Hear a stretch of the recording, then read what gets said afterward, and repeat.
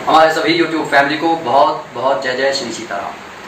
हमारे ज़्यादातर व्यूअर्स को जो महाबली हनुमान जी की कृपा लेना चाहते हैं, उनकी कृपा प्राप्त करना चाहते हैं, हनुमान चालीसा का निरंतर पाठ करते हैं, लेकिन उनको हमेशा ये शिकायत रहती है कि आज तक कई सालों के बाद भी उन्हें कभी ऐसा एहसास नहीं हुआ कि हनुमान चालीसा पढ़ने का उन्हें कोई फ़ायदा हो रहा है, और वो हमेशा किसी दुख से घिरे रहते हैं।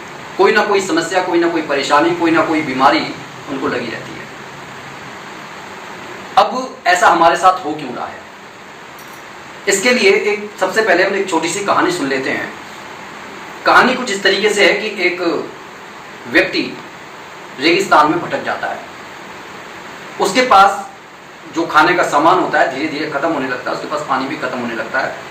अब वो अपना ये जो उम्मीद है उसे छोड़ बैठता है कि अब वो बचेगा, लेकिन फिर भी वो कहती है ना कि जब तक सांस है तब तक आस रहती है। उसने प्रयत्न नहीं छोड़ा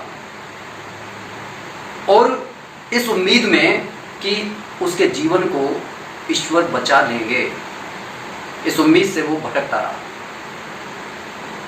एक दिन भटकते भटकते जब वो बिल्कुल अधमरा होने की स्थिति में पहुंच गया, उसने देखा कि एक झोंपड़ी उसके सामने है। उसकी आंखों में चमक आ गई। उसने कहा कि अब मेरी जान बच जाएगी। वह झोंपड़ी की तरफ जितनी उसके अंदर ताकत थी उस ताकत से भागा, लेकिन उसकी आंखों की चमक एकदम गायब हो गई। कारण क्या था? उस झोंपड़ी में कुछ नहीं था, वो वीरान खाली झोंपड़ी पड़ी हुई थी। उसने कहा कि अब क्या होगा? झोंपड़ी की स्थिति बता रही थी कि यहां पर कई दिनों से, महीनों से कोई आया नहीं है।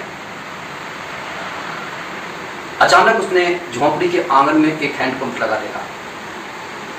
उसे थोड़ी सी उम्मीद जगी कि चलो हैंडपंप है। वो दौड़ा हुआ गया, उसने हैंडपंप को खूब चलाया, मगर ये क्या, पानी की एक बूंद उस हैंडपंप से नहीं निकली। वो परेशान सा निठाल होकर गिर पड़ा। अचानक उसने देखा कि झोंपड़ी के जो सिरे पर एक बोतल टंगी हुई है, पानी की, पानी से भरी हुई। वो जल्दबाजी में उस बोतल तक पहुंचा और उसे एकदम से उतार दिया झटके से, लेकिन उसके ऊपर एक चेपी चिपक रही थी। हालांकि उसके पास पढ़ने का टाइम नहीं था, लेकिन फिर भी उसने उस चेपी को पढ़ा। उसमें लिखा था कि इस पानी का इस्तेमाल उस हैंडपंप को चलाने में करो। अब वो असमंजस में था कि मैं ये चेपी में लिखी हुई बात मानूं या इस पानी को पीकर इस समय अपनी जान बचा लूं। बहुत असमंजस में था, लेकिन उसने चेपी वाली बात को ये सोचकर माना कि इसमें शायद भगवान की ही ये राय है, और उसने वो पानी बुझे मन से, क्योंकि उसे ये उम्मीद ही नहीं थी कि भाई ये वर्क करेगा। अगर वर्क नहीं किया तो क्या होगा, ये सोचकर उसकी हिम्मत टूट रही थी। लेकिन मरता क्या ना करता, उसने पानी उसमें डाला और हैंडपंप को चलाना शुरू किया, और थोड़े देर में ही शुद्ध शीतल जल उसमें से निकलने लगा। उसने जी भरकर पानी पिया और खुशी खुशी जो अपने पास पानी का कंटेनर था उसे भर लिया। इस कहानी से हमारे को जो सीखने वाली चीज ये मिल रही है कि हम बहुत सारी दुखों से, बहुत सारी समस्याओं से घिरे रहते हैं। हम पंडितों के पास जाते हैं, YouTube देखते हैं, इंस्टा पर देखते हैं, फेसबुक पर देखते हैं, खुद बहुत सारी गूगल पर रिसर्च मारते हैं, और इतना सब करने के बाद भी हमारे मन के अंदर अंधेरा ही बना रहता है। हम कभी उस उजाले को देख ही नहीं पाते, जिस उजाले को देखने के लिए हमारे साधु संत कहते हैं। साधु संत ये कहते हैं कि आपको जो हनुमान चालीसा पढ़ने के लिए जो नियम बताया गया है, अगर आप उस नियम पर चलकर महाबली हनुमान का आशीर्वाद प्राप्त करने की कोशिश करेंगे तो निश्चित ही वो आशीर्वाद आपको मिलेगा, क्योंकि वो उस रास्ते से जा चुके हैं। उन्होंने इस जीवित शरीर में महाबली हनुमान जी की कृपा को महसूस किया है। लेकिन हमारा मन ये कहता है कि सारी दुनिया भेड़ चाल में चल रही है, कहीं ऐसा तो नहीं कि हम समस्याओं को निपटाने के लिए बैठकर सिर्फ महाबली हनुमान के सामने हाथ जोड़ रहे हैं और होना कुछ भी नहीं। बस जहां पर ये अविश्वास की स्थिति, ये भ्रम की स्थिति हमारे मन में पैदा हो जाती है, उस समय 108 बार हनुमान चालीसा का पाठ करने के बाद भी हमारी स्थिति दयनीय बनी रहती है। जबकि हकीकत यह है कि अगर आप एक माला का जाप कर लेते हैं शांत मन से, तो आप देखते हैं कि आपके आज्ञा चक्र में झंझनाहट शुरू हो जाती है। आपका जो मन है, जो विकारों की तरफ पहले भाग रहा होता है, आप देखते हैं कि आपके मन में स्थिरता आ गई, आपकी बुद्धि में स्थिरता आ गई है। इसीलिए मैं बार बार आप सभी से यह कह रहा हूं कि अगर आपको बहुत समय हो गया है हनुमान चालीसा को पढ़ते हुए, लेकिन आपको यह एहसास नहीं हो रहा कि हनुमान जी की आप पर कृपा हो रही है, तो कहीं ना कहीं आपकी आप कोई ना कोई गलती कर रहे हैं। आप उनको आजमाने की कोशिश कर रहे हैं, आप पूरे विश्वास के साथ अपनी पूजा पाठ नहीं कर रहे हैं, आप पूरी शुद्धता और पवित्रता का ख्याल नहीं रख रहे हैं। और हकीकत यह है, जिसके भाव एक बार शुद्ध हो जाते हैं, फिर भगवान आपकी सांसारिक अपवित्रता को भी माफ कर देता है, क्योंकि भगवान के रहने का घर तो वो हृदय ही है। अगर वो हृदय साफ है तो आप ये समझ लीजिए कि निश्चित महाबली हनुमान जी की कृपा आप पर होगी। एक बार मैं पुनः आपको बता दूं कि जिन भी लोगों के ऊपर शनि की साढ़े साथी या ढैया है, वो सबसे पहले तो लोगों से बैर करना छोड़ दें, झूठ बोलना छोड़ दें। अपने जबान पर जो बार बार कई लोगों को आदत होती है एब्यूज करने की, उसको छोड़ दें, क्योंकि ये थोड़ी देर के लिए हमारे मन को शांति दे सकता है, लेकिन उसके बाद में आप ये सोच नहीं सकते कि आपका ये नैतिक पतन आपके जीवन को पतन की खाई में लेकर जा रहा होता है। लेकिन जब तक व्यक्ति जवान होता है, उसके शरीर में ताकत होती है, वो किसी को कुछ नहीं समझता।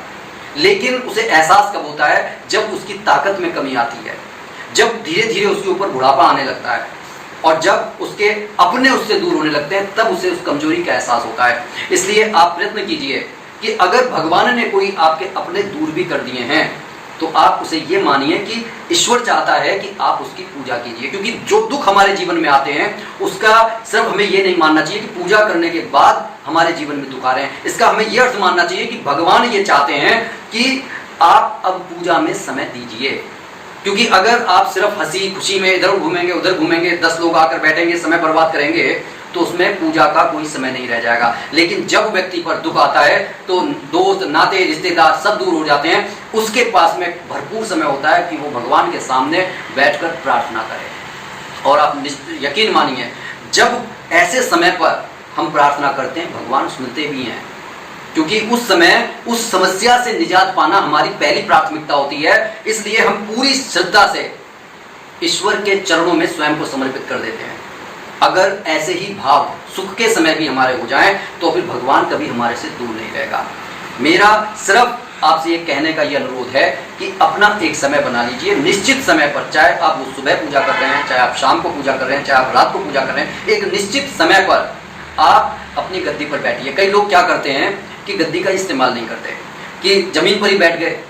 या देखिए, अगर आप संकल्प लेकर कोई पूजा कर रहे हैं, तो आपकी गद्दी बहुत मायने रखती है। उस गद्दी पर बैठते के साथ आप महसूस करेंगे कि आप रिलैक्स हो गए हैं।